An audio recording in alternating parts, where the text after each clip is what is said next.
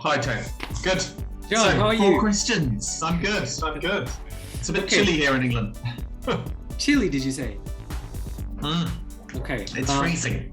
Listen, you can't tell me about freezing. I'm in Helsinki, so you get no sympathy from me. I've spent the last 10 years living in Yangon. 20 degrees is freezing. Then you definitely get no sympathy from me.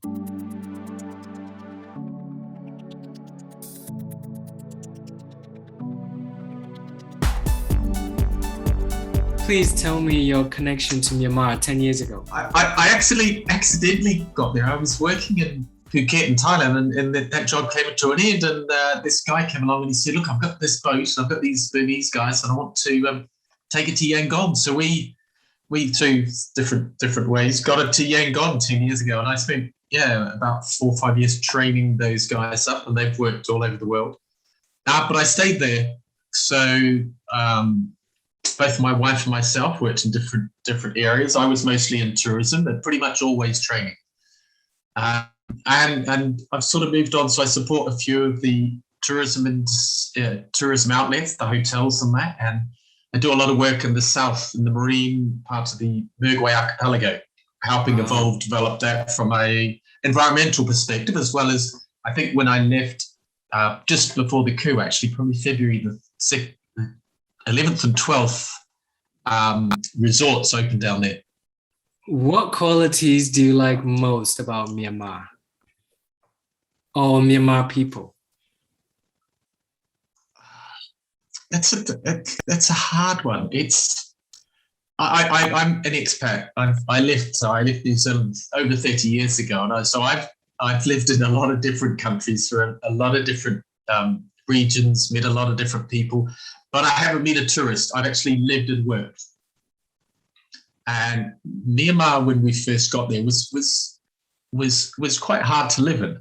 I thought, coming from Phuket, which is not easy for a Westerner to work in, I thought I'd be able to sort of slip into Yangon, not too difficult, without too much difficulty. But it was challenging back, and this is we arrived there just before the election that the USDP ran. So it was just at that changeover period. It was fascinating to see. It was almost like the curtains were drawn back the day of the election, the day after the election. The curtains were drawn back, and people just completely changed. People in the street, the kids you met outside where we lived. We lived at Grammietta back in the early days when it was still there. And the kids in the street that you'd meet there, and everyone was so friendly because they were friendly. In Thailand, they talk about this, but they're sort of not. It's not the same. So the big thing is probably the friendliness of the people, and it's not just to be friendly. It's actually just to communicate. And then I have the luck to travel over a wide areas of the country, right way up to Homelin, up the Chinwin River, and then way up past Mandalay up to Bamo, and further beyond Bamo as well on the river. So I met, and my wife's, she's English, but her father's from the Caribbean, so she's coloured. She has black, curly, very tight curly hair. And she was a bit of an anomaly in Yangon, but once we got outside Yangon, they hadn't seen people with black hair, and they hadn't seen people with curly black hair. Wow. So, but they were quite nice. So I used to get upset because everyone wanted to take a photograph with her, not me. So it was that was something that was quite amazing with the country. Other parts of the country that were, because I've lived overseas, I'm not, I don't have to have all the creature comforts of home. So I'd much rather go to the wet market in Tan Lin than I would go to City Mart. Much more fun going to the wet market. You can sit down and you can have mahinga at 6 o'clock in the morning. City Mart, it's a supermarket. I can do that in New Zealand. I can do that in England. I can do that in Yangon. But yeah, so and then having come back to London now, it's so limiting here. I can go to. I like cooking. I can go to the market in Myanmar, in Tan Lin, the wet market there, and I don't know what they are. So although the woman, and I went there for years to the market, so the the women there knew me. They didn't speak much English, and unless I had a friend along, we could communicate now and then. But we had a great time. City Mart, I don't know. You know, the girls at City Mart have been there for a couple of years, so I sort of know them, but not really. So you have a much deeper relationship with the locals. Awesome. For me, and that's really what I like traveling about. It's not to go in and what I would call a Club Med tourist. So Club Med is a French company where people go to somewhere that they don't really go. It's an organized. They go with the group. Everything's looked after. They have their Club Med towels and their Club Med bottles of water, and it's all French. That's not just the French. The English do the same thing. So I'm not a Club Med tourist. I want to meet the people, and I could do that walking outside Gramieta in Yangon. Awesome. Right. I want you to be honest with this one. What qualities do you like the least about Myanmar? I lived in Myanmar for 10 years, and I've done work with kids on the street. And we did, if you work exercises with Aung San Suu Kyi way back before she was elected, where you could actually meet her. It's a little bit harder today. So I've had a really broad, I suppose the thing that I dislike most about Myanmar. That wasn't even my question. It was like the least, but we can say dislike the most. Dislike's the same as like the least. The thing I like the least about Myanmar is the fact that, and this is my opinion, they wanted Aung San Suu Kyi, they wanted democracy, and they got democracy, but they got capitalism. And capitalism doesn't work in the West. You know, it did 50 years ago when you could work hard and you could move on and you could do well, but everybody did well. So it wasn't socialist, but there was a space for everybody to do well. It doesn't work in the West now because most people don't do well. A few people do make lots of money. In Myanmar, it's happening very quickly. A few people are making a tremendous amount of money. And I've worked with a few of them, and most people that make lots of money are really nice people. I've had the experience. I don't have the belief that to have lots of money, you have to be a horrible manager. There are some, but a lot of them, they've just got it right. It's clicked for them. And in Myanmar, so many of the people are missing out. And so one of my drives and why I really want to, work with you and develop entrepreneurship is that most people in Myanmar don't see that opportunity. The few that do are making a tremendous amount, incredible amount of money. So what you like the least is it the ignorance or the lack of awareness? What is it? It's not. I wouldn't say that it's the money is being funneled into one small group of people. Now, partially we can blame that on the army and the Tatmadaw and that situation there. But there's that aspect, but there's also the general people. 90% of the people just don't get it. The way I could explain it is when I took a job in a tourist outlet, in a hotel outlet in Myanmar. My first job, so I had these lovely women on the front desk, and I said, "So my job is to teach you to take my job," and they didn't understand what I said. Okay, but you need to finish that sentence because that was key. You said the general people, 90% of people, they just don't, what's the word? You didn't say it. They don't get it.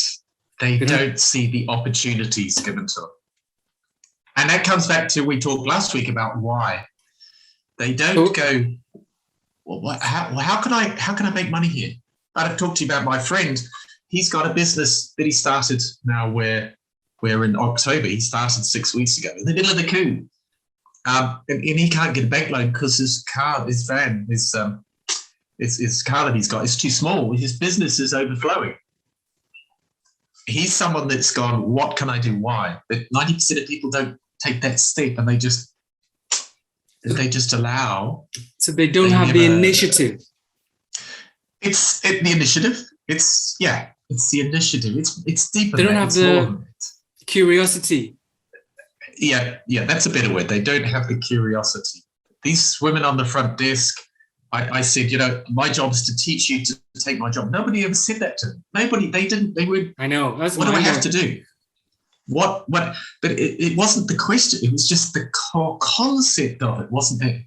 Now, is that something you can turn on within yourself? Because that's one of those things. How do you know you're lacking this when you're lacking this? It has to be another to answer your question, that question and the one before. One of the things I don't like about Myanmar is education is where it is. And okay, the NLD had lots of different problems, but I think they missed the education part. And by educating, I think to a certain extent you have to do it yourself, yes.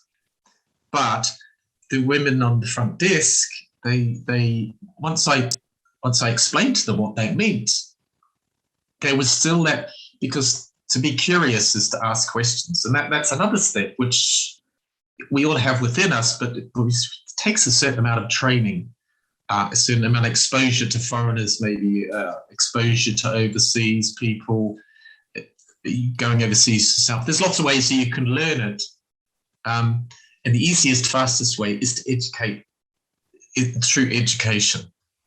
Awesome. I don't need to ask my entrepreneurship question to you because you've already answered it there. So I was going to ask what makes an entrepreneur successful and what traits are the Burmese missing? But I think we just covered it. Well, for me, entrepreneurship, one of the big challenges, most entrepreneurs have got good ideas. That's not the problem. It's being able to live with certainty and uncertainty. So certainty is safety, security. Now, Myanmar right now today is in a huge amount of uncertainty, and that brings mental health issues, it brings stress. That's what's happening there. As an entrepreneur, you have to have conviction of your heart and deal with the uncertainty. You don't know if it's going to work. You've got to take the risk. If you don't like risk, you're not going to be a successful entrepreneur, whether you've got a great product, great service or not. Uncertainty. That's not Myanmar, that's internet, that's everybody in the world. Exactly, that's humanity. Yes. And I want to pick on a word you just said, another key word. You got to have the conviction. And Burmese culture discourages conviction. You're not supposed to have conviction. You're supposed to hold back and reserve, and you're supposed to, you're not encouraged to have conviction. I think you're generalizing too much. I was on the river, and I always remember this guy. He did these lovely paintings. And whatever he is, he's the exception to the rule. And I think generalization is extremely useful when you're talking about a group of people. Oh, so where did he get it from? This guy was even better. He would have these paintings. And then we'd stop somewhere. And on the river, you go sort of like a couple of miles down the river. And he'd turn up. And I chatted to him one day and said, I have a motorbike. I go up and down the river. So he didn't just have paintings that he did. And I don't know if he did them. He actually became an entrepreneur because he figured he had to go to where the tourists were. Right. So he's unusual. You're generalizing, you're right. He's not everybody. You're supposed to generalize, right? If I am generalizing, and let me make my statement clear. In general, the majority of Burmese speakers are encouraged to withhold conviction. In general, the majority. I think they're encouraged not to think properly. Right. Again, in general, the majority. So there would always be people that you could point. You could do that in the West. You can point to, Richard Branson is really successful because of this, and he's an exception. How many other people around him you don't know about, you don't hear. And they're good people to hold up and say, this is what you can achieve. So the girls on the front desk, no one had ever said they could achieve that. And I'm like, why? I'm not from here. I would love to stay there indefinitely, but being foreign, most foreigners are temporary. And really, you should be looking to take my job. So that was me giving them the conviction of the fact that they could actually do it. So what do I have to do? So each of them had different skills I had to hone. So they became curious. We trained. We worked together. I think if you go for the generalization, then that's an easy certainty, comfort zone. I don't have to do anything too much. But the guys that are going up and down the river on their motorbikes are the anomaly. They're the one-off, but they're the ones that are going to make their money. I remember sitting in 50th Street one day, and this guy walked up and he said hi to my wife. As I said, she's put out a little bit with her curly. And we started chatting to him. We didn't remember who he was. And he said, oh, I used to meet you outside Gramietta. And he was one of the guys that used to sell postcards outside Gramietta. All he had was postcards, 30, like 10 chat postcards. And we'd sort of give him 20 chats because we didn't have 10 chats. And then we met him years later in 50th Street, and he was a driver. We didn't recognize him because he had a nice white shirt, had a tie, trousers. Wow, okay. This is a guy that was an anomaly, but wow. Great. You could generalize and say, he could be still on the street, still selling postcards, but this guy was employed by a guy, a foreigner, to drive him around. And then there's so many opportunities like that. But if you don't have the conviction of yourself, it's the conviction, it's the confidence in yourself to step a little bit outside your comfort zone, to be that entrepreneur, to think, if you have that entrepreneur, it's funny, the world's full of opportunities, we don't see them. If we have that entrepreneur mindset, if we deal with a little bit more uncertainty, then suddenly we see the opportunities. And I used to sit there with the guys, part of my training was, what about that? What could we do that? Could we? And I would prompt them with ideas. And they'd go, wow, okay, yeah. One of the guys, all these kids are going to these middle and private schools. How do they get there? Taxi's expensive. So he bought a minivan, and he had 9 seats, put safety belts in it, and he used to go around and then he'd come to work. So he'd do that at 7 o'clock in the morning before we started work. Sit around, take all these kids to school, make a bit of money on the side, come to work and work for me. But because I pushed them to step out, to start thinking, to believe that in themselves, it's an entrepreneur's made up of very different parts. But yeah, if you generalize, it's easy to say, well, it's never going to happen to me. I think you've made an excellent point. I think just when you added, if you generalize, it confused me. I don't know if we're using the term in the same way. So if I say, right, basketball players are tall, yes, I'm generalizing. But if I don't generalize, then I have to literally go and grab every basketball player in the universe and say, this guy is 6'2", this guy is 6'5", this guy is 6'3", this guy is 5'8", and I'll just be doing that forever until I die. So I'll say basketball players are tall, right? That's what generalizing means. I take a group, a large sample, and then I apply a generalization that applies to the majority, meaning more than 50%. So when I say the majority of Burmese people lack conviction, yes, of course it's a generalization. Otherwise, I'm going to be talking about 60 million people individually. Okay. So you talk about basketball players, and they'll have to be tall. Yeah. No, I didn't say they have to be tall. I said they are. They are, okay. This is a huge difference. Right? I'm saying they are tall. And I'm saying Burmese people are generally lack conviction. I'm just describing, I'm making an observation. I'm making an observation that basketball players are tall, Burmese people lack conviction, and Africans are black. A generalization. Not all Africans are black. Not all basketball players are tall. Not all Burmese people lack conviction. I look at it differently. To be successful, do you have to be tall basketball player? No. See, you're going into making a judgment. I haven't got there. The first step is making an observation before you qualify that judgment. I'm moving on from where we're starting. So, Jim, yes, okay. So all I'm doing is making an observation. You're taking the next step. The first step is just making an observation. Hey, the majority of Burmese people lack conviction. Yes. That's all I'm doing. I'm describing. I don't think it's a Burmese thing. I think you could possibly even say that about humanity. I think it's a little bit more of an Asian thing that is a Western thing. Yes, absolutely. That's what I said. So Burmese culture along with Asian culture. Yeah, I think Western culture has they're brought up differently, so that generalization, while it still applies, would be a more broad generalization. Sure, it wouldn't be totally. as much as Asian, and perhaps it's broad.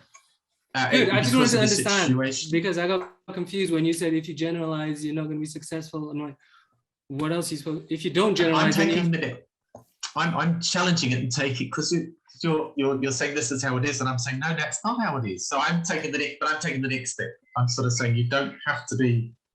Of course, you don't have to be. That's what I'm pushing for. But first, I have to acknowledge how it is, and then we figure out how it should be. I like talking about how it should be. Oh yeah, totally. All right, John, awesome. Thank you so much. Thank you. Been great chatting.